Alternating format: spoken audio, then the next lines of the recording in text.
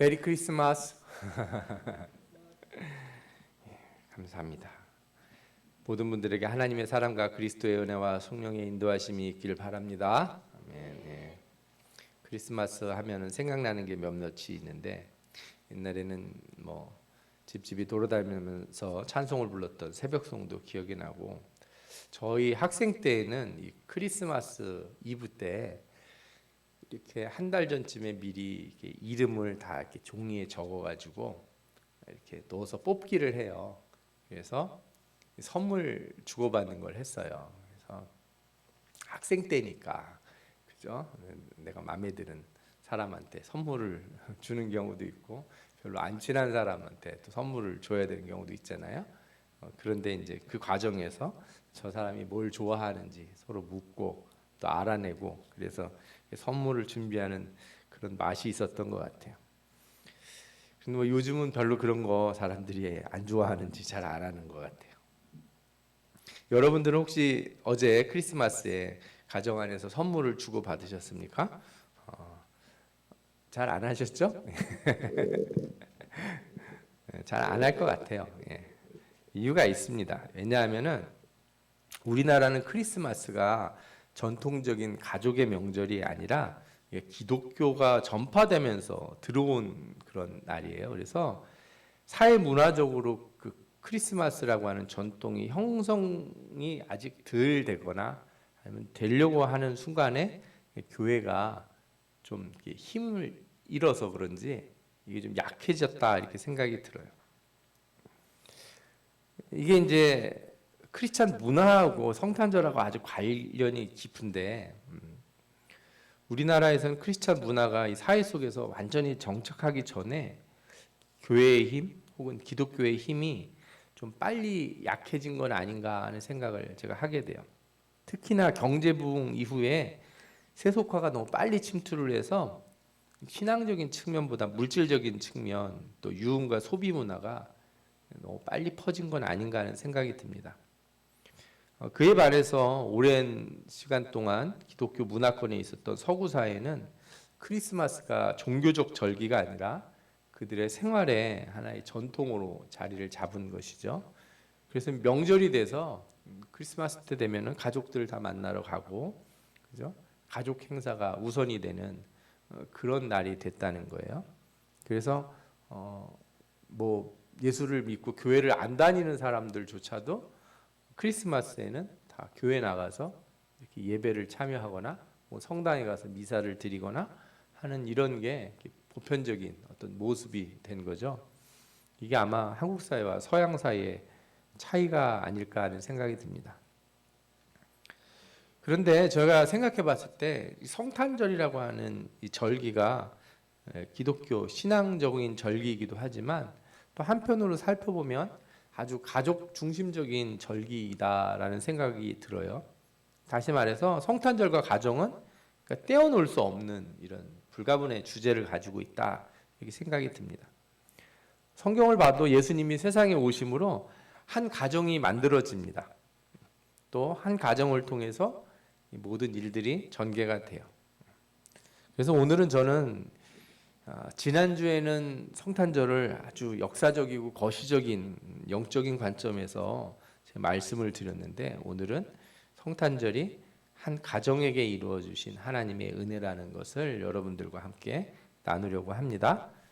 그래서 오늘 말씀을 통해서 예수님이 오신 가정의 모습, 이런 모습이 여러분들 가정에도 다 이루어지기를 축원합니다.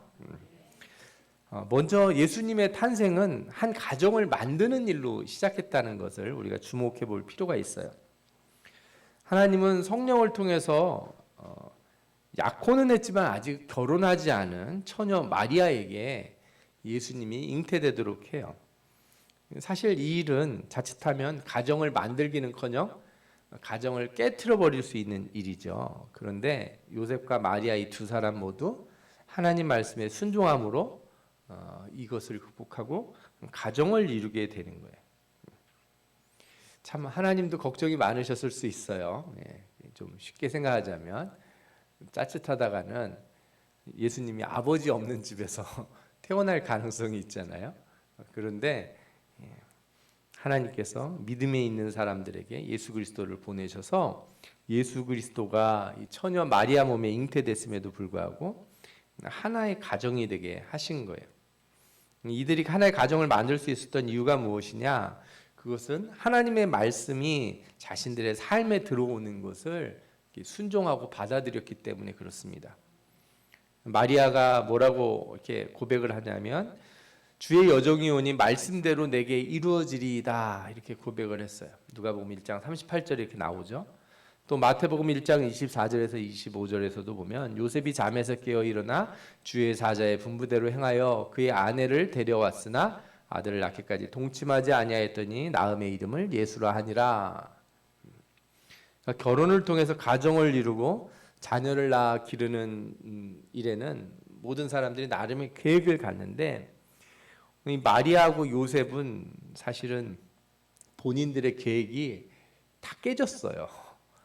주님의 성령이 역사하심으로 신혼의 계획 있지 않습니까? 젊은 남녀가 결혼을 하는데 얼마나 이렇게 가슴이 콩닥거리고 요즘 같으면 뭐 신혼여행 계획 짜고 뭐 옷도 고르고 아마 그때도 비슷하지 않았나 생각이 들어요. 그때도 뭐 비슷했겠죠. 물건들도 준비하고 결혼식 준비도 하고 막 이러는 상황인데 덜컥 마리아가 임신을 했으니 그 모든 계획이 다 깨지지 않았겠습니까? 그런데 하나님의 말씀대로 내게 이루어지리이다 하고 이거를 순종하고 받아들였다는 거예요. 그래서 이 주님이 우리 가운데 오셨을 때 이렇게 아름다운 가정이 만들어지는 것, 그건 어떤 가정이냐? 내 생각대로가 아니라 주님의 뜻대로 우리 가정이 이루어 주옵소서. 이렇게 말하는 가정, 이렇게 순종하는 가정이 바로 좋은 가정이 아닌가 생각이 듭니다. 이 순종은 그냥 지적이거나 율법적인 순종이 아니에요. 왜냐하면 어떤 순종들은 일회적인 게 있는 거예요. 예를 들어서 너 어디 가서 무엇을 해라 그랬을 때 한 번 하고 그치면 되는 순종이 있는데 이 순종들은 어떤 순종이냐면 내 인생을 영원히 좌지우지하는 거예요. 예를 들어서 너 누구랑 결혼해라. 이거는 참 순종하기 어려운 순종이잖아요. 그죠? 너 저 자녀를 받아들여라. 이렇게 했을 때 그게 쉬운 일은 결코 아닐 거예요. 다시 말하면 이 가정을 내 생각과 내 계획이 아니라 하나님의 뜻과 하나님의 계획 아래서 순종하고 받아들인다는 거예요. 그래서 하나님은 이 순종할 수 있는 사람들을 찾고 순종하는 사람들, 순종할 수 있는 가정을 통해서 이 땅에 오셨다는 걸 알 수 있어요. 그래서 하나님의 말씀이 우선되고 순종이 이루어지는 가정이야말로 성탄절의 주인공이 되는 가정이다. 저는 여러분들에게 말씀드리고 싶어요. 여러분들 모든 가정도 이와 같이 말씀에 순종함으로 그리스도를 모시는 가정이 되시기를 원합니다. 두 번째로 그리스도가 오신 가정은 어려움과 고난이 있더라도 이렇게 잘 협력하고 화합해서 이겨내야 된다는 거예요. 성경에서 요셉과 마리아는 이렇게 세상적인 관점에서 볼 때는 말씀에 순종했는데 그렇게 썩 대단하게 잘 풀린 게 없어요. 세상 관점에서 봤을 때. 생각해 보십시오. 자, 하나님의 아들이자 구약에 예언된 메시아가 그의 백성을 구원할 자, 왕이신 분이 우리 집에 태어난다고 생각해요. 그런데 뭐 하나님이 그렇게 말씀하셨으면 뭐 그럴듯한 걸 좀 주셔야 되지 않겠습니까? 저희 집에 예를 들어 손님이 오는데 아주 높은 손님이 온다고 그렇게 미리 얘기를 하면 아니 뭐 우리 집 상황 잘 아시면서 뭐라도 미리 보내주셔가지고 준비할 수 있도록 해주셔야지. 그런데 보시면 어떻습니까? 아무것도 그렇게 준비되지가 않았어요. 제가 요셉의 입장이라면은 좀 화가 났을 수도 있어요. 하나님이 아내도 마음대로 임신을 시키셨죠. 또 데리고 가서 애를 낳게 하는 거예요. 그런데 어디 여관이라도 하나 제대로 잡히고 5성급 호텔은 바라지도 않습니다. 예. 그래도 어디 침대라도 있는 곳에 가서 애를 낳게 해주셔야지. 어떻게 나 마구간에 보내시냔 말이에요. 그죠? 이게 얼마나 속상한 일이겠어요. 전혀 좋은 환경이 허락되지 않았어요. 게다가 아이를 낳고 이 베들레헴에서 이렇게 계속 거주를 하려고 그래도 헤롯이 아이를 죽인다는 소식을 듣고 어떻게 해야 돼요? 애국으로 도망쳤어야 돼요. 그리고 돌아와서는 또 고향에 정착을 못 합니다. 오늘 말씀에서도 보면 헤롯이 이제 금방 죽어요. 아이들을 죽이는 일 이후에 금방 죽고 그 아들이 이제 왕이 되는데 걱정이 돼가지고 거기 안 있고 다른 동네로 이사를 갑니다. 나사렛이라는 곳으로 이사를 가게 돼요. 베들레헴은 예루살렘 남쪽에 위치하는데 우리나라로 따지면 서울 아래 과천이나 뭐 분당, 판교쯤 돼요. 입지가 괜찮은 동네예요. 예. 그런데 나사렛은 어디냐? 저 갈릴리 호수 근처예요. 우리나라 따지면 저 경상도인데 부산도 아니에요. 그 대도시도 아니고 촌이에요. 촌, 깡촌. 그래서 하나님의 아들이 태어날 거라고 한 그 순종의 대가치고는 영 마음에 안 드는 거죠. 그런데 생각을 해보십시오. 여러분들에게 만약에 이런 일이 일어났다면 이 부부가 사이좋게 서로 합심하면서 잘 견뎌냈을까? 아니면 우리 집에서 이런 일이 났었으면 아마 지지고 볶고 싸웠겠다. 어떤 게 더 현실적인 것 같으세요? 성경에 나오진 않지만 요셉과 마리아가 이 일로 싸우지 않았을 거예요. 서로를 비난하거나 원망하거나 어떻게 하다 일이 다 꼬이고 되는 일이 하나도 없는지 이렇게 얘기하지 않았다는 거예요. 아기 예수를 기르고 보살펴야 하는 두 사람에게 이런 고난과 어려움은 기대한 바는 아니었지만 그래도 이 일을 통해서 오히려 하나된 가정을 만들 수 있게 되었다 이렇게 볼 수 있어요. 그 결과가 어디 나오냐? 예수님의 형제들이 많아요. 그죠? 부부가 사이가 좋으니까 자식들을 많이 낳고 이렇게 살았겠죠. 여러분들은 어떻게 생각하세요? 예수 그리스도가 우리에게 오심으로 여러분들에게 복을 주시는데 그 복이 뭐냐? 인내와 견딤과 참음 이런 걸 요구한다면 여러분들은 어떻게 하시겠어요? 우리는 하나님 말씀에 순종하는 가운데 가끔씩은 이렇게 순종이 무조건 어떤 축복이 온다고 여길 때가 있어요. 원칙적으로는 맞는 말이에요. 그렇지만 때로는 축복이 우리가 기대하는 방식이 아닐 때가 있어요. 하나님 말씀이 우리에게 오고 우리가 그 말씀에 순종함으로 얻는 축복이 세속적인 축복이 아니라 때로는 영적인 복일 때가 있는 거죠. 그래서 어느 때는 인내하고 견뎌야 되고 참고 오래 기도해야 되는 거예요. 그러니까 하나님 말씀에 순종하는 자에게 오는 복 중에 하나는 견디는 복, 인내하는 복, 참는 복을 통해 오기도 한다는 거예요. 여러분들 마리아와 요셉이 하나님 말씀에 순종했으나 여러 어려움을 견딘 것처럼 그 예수 그리스도, 아기 예수 그리스도를 안고 그 어려움을 견뎠던 것처럼 저는 여러분의 가정도 한 마음이 되어 하나님의 말씀에 순종하며 어려움을 견디는 가정이 되시기를 축원합니다. 그런 가정의 성탄의 복, 예수 그리스도가 함께 계실 줄 믿습니다. 세 번째로 성탄에 그리스도를 모신 가정은 미래의 소망을 품은 가정이다. 저는 이렇게 말씀드리고 싶어요. 요셉과 마리아는 성령으로 잉태됐을 때 이 성령으로 잉태된 아들이 이 세상을 구원할 자라는 말씀을 들었습니다. 아들을 낳으리니 이름을 예수라 하라. 이는 그가 자기 백성을 그들의 죄에서 구원할 자이심이니라 하니라. 또한 다윗의 왕위를 이을 자라는 말씀도 들었죠. 그가 큰 자가 되고 지극히 높으신 이의 아들이라 일컬어질 것이요 주 하나님께서 그 조상 다윗의 왕위를 그에게 주시리니 영원히 야곱의 집을 왕으로 다스리실 것이며 그 나라가 무궁하리라. 누가복음 1장 32절에서 33절에 나오는 말씀이에요. 그러니까 이제 어려운 가운데서도 소망을 가지고 다 견뎠어요. 그죠? 그리고 중간중간에 어떤 좋은 일들도 있었죠. 동방박사가 와서 예물을 드리고 가기도 하고 목자들이 찾아와서 경배를 하고 가기도 했어요. 그러니까 이 아이가 정말 특별한 아이구나 하는 믿음이 생기고 확신이 생겼을 거예요. 또 아이의 정결 예식을 치르는 날 시몬이라고 하는 사람이 예언을 하는 걸 듣는데 아주 놀라운 예언을 해요. 그래서 이 두 부모가 이 말에 대해서 아주 놀랍게 여겼다 하는 말씀이 누가복음 2장 33절에도 나와요. 그런데 시간이 점점 지나면서 자신들이 가진 이 소망, 이것이 정말 자신들의 살아있을 때 다 이루어질 것인가는 자꾸 의심을 했을 수 있어요. 왜냐하면은 아이가 커가는데 뭐 왕이 된다면 사람들이 막 모여들고 뭐 이렇게 특별한 일이 나타나야 되잖아요. 그런 일이 없었다는 거예요.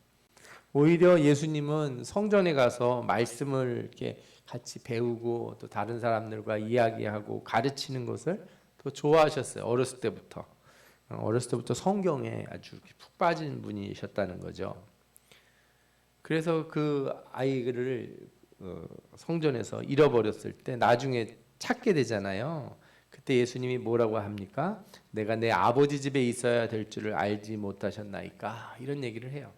그런데 성경에 뭐라고 나오냐면 그 부모가 그가 하신 말씀을 깨닫지 못하더라. 누가복음 2장 49절에서 50절에 그런 말씀이 나와요. 다시 말하면 예수님이 자라는 동안 도대체 어떤 일이 어떻게 이루어질지 잘 몰랐다는 거예요. 특히나 나중에 성인으로 예수님이 성장해서 집을 나가 공생애를 시작했을 때 마리아는 예수님을 찾아온 적이 있었어요. 동생들, 예수님의 동생들, 그죠? 형제들을 데리고 예수님을 찾아온 적이 있었는데 그때도 마리아가 예수님이 하시는 일이 무엇인지 아마 정확히 알지는 못했던 것 같아요. 요셉은 어떻습니까? 요셉은 아예 예수님이 성인이 되기 전에 죽었어요. 그러니까 이 아들이 하나님의 일을 하게 되는 것을 한 번도 보지 못했다는 거예요. 그렇게 되면 이 두 사람은 소망이 없이 살았는가? 그러나 저는 그렇게 보지 않습니다. 오히려 이 두 사람은 예수님의 안에 있던 소망을 미리 보았다 이렇게 좀 말씀드리고 싶어요.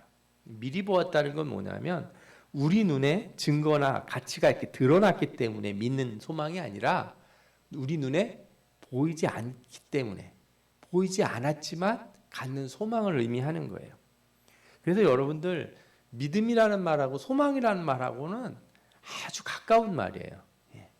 믿음이 있는 자만이 뭘 가질 수 있어요? 소망을 가질 수 있는 거예요. 그래서 오직 믿음을 가진 사람들 눈에만 이 하나님이 계획하시는 놀라운 일에 대한 소망을 가질 수 있는 거죠.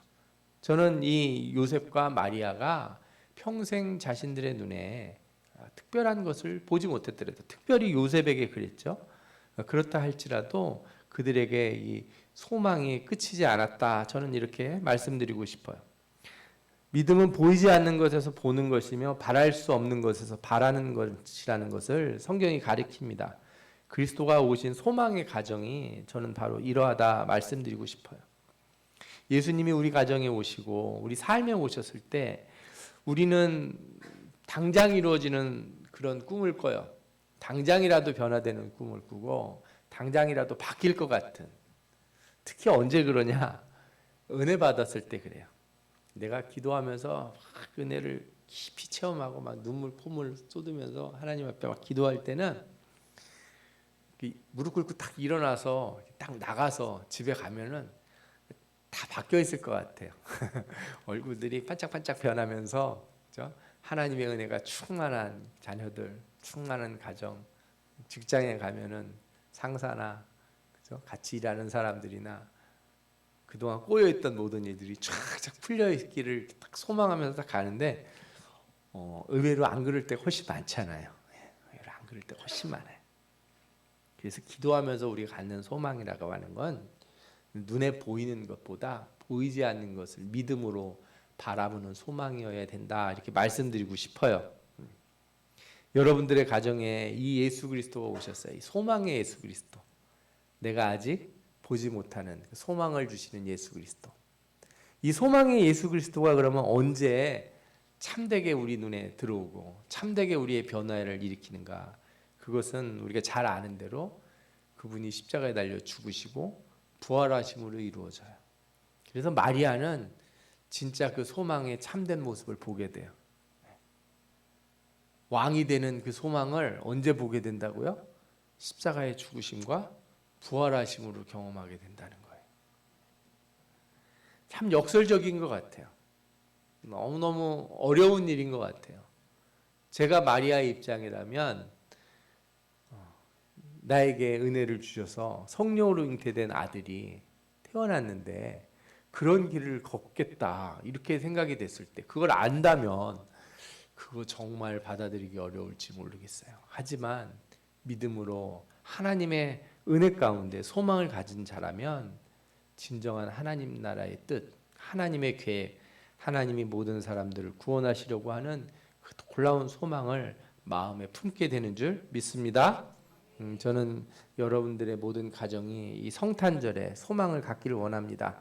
당장 눈에 보이지 않지만 언젠가 여러분들 삶에 구원의 놀라운 역사로 그리스도의 십자가를 통과하고 부활로 이루어지는 그 참된 소망이 여러분들의 가정에 가득 차시기를 축원합니다. 여러분, 성탄절은 창조주이자 구원자이신 성자 하나님이 이 땅에 왕으로 오신 날이에요. 또 한편으로는 젊은 두 남녀의 인생의 모사 가정을 이루게 하신 날이기도 합니다. 저는 이 주님이 오신 이 축복된 성탄절 날 여러분들의 가정이 이렇게 소망의 가정, 믿음의 가정, 또 인내로 견디는 가정들이 다 되시기를 축원합니다.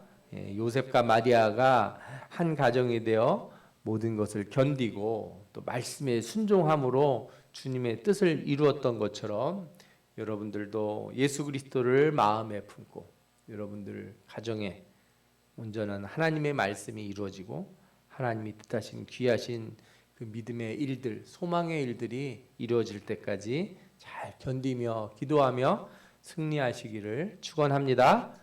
예수 그리스도의 귀하신 축복이 여러분들 가정에 충만하기를 축원합니다. 아멘. 기도하겠습니다.